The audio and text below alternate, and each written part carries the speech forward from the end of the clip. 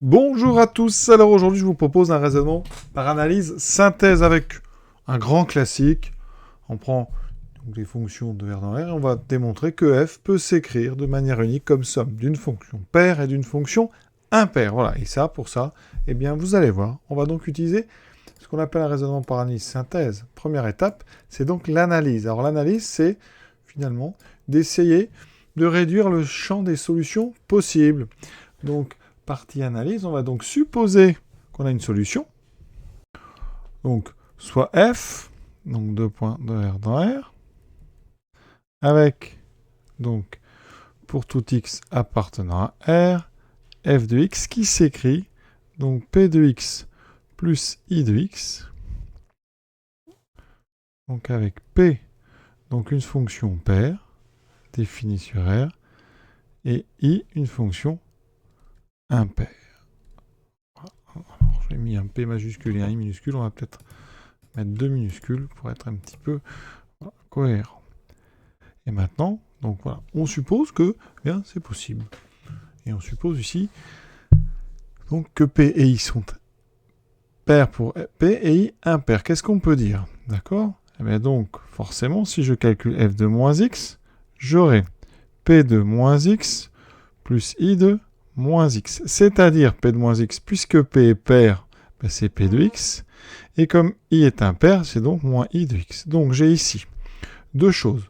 F de x qui vaut P de x plus I de x, et F de moins x qui vaut P de x moins I de x. Toujours si F peut s'écrire comme une somme de pairs et d'impairs.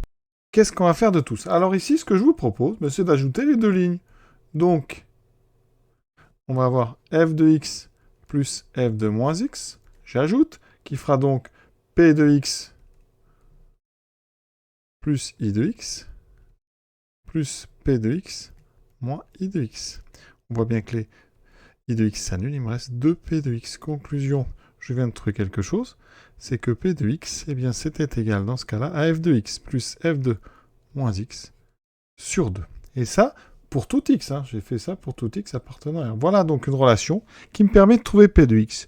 Si f, on peut s'écrire P plus I, eh bien, on connaît P de x, c'est f de x plus f de moins x sur 2. Donc c'est déjà une unicité, ça. Deuxième chose, j'ai fait f de x plus f de moins x, eh bien je vais faire f de x moins f de moins x. Dans ce cas-là, regardez, ça fait p de x plus i de x, moins p de x plus i de x. Cette fois-ci, ce sont les p de x qui disparaissent, il me reste deux fois i de x. Et donc, je viens de trouver que pour tout x, i de x, c'était f de x moins f de moins x, donc sur 2. Et je viens donc de trouver que i, si f donc peut s'écrire p plus i, forcément, nécessairement, i sera f de x moins f de moins x sur 2. Et maintenant, on passe à la synthèse. Donc, hein, soit donc f donc de R dans R. Hein, et écrivons f de x sous la forme f de x plus f de moins x sur 2 plus f de x moins f de moins x sur 2. Ça, effectivement, ça fait bien f. D'accord?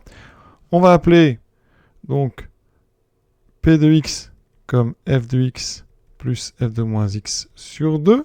Et on va appeler i de x f de x moins f de moins x sur 2. Qu'est-ce qu'on peut dire? La première chose, on a bien, pour tout x appartenant à R, f de x qui s'écrit p de x plus i de x. On a déjà notre somme. Maintenant, est-ce que p est pair, est-ce que i est impair? Et donc, vérifions. Pour tout x appartenant à R, regardons p de moins x.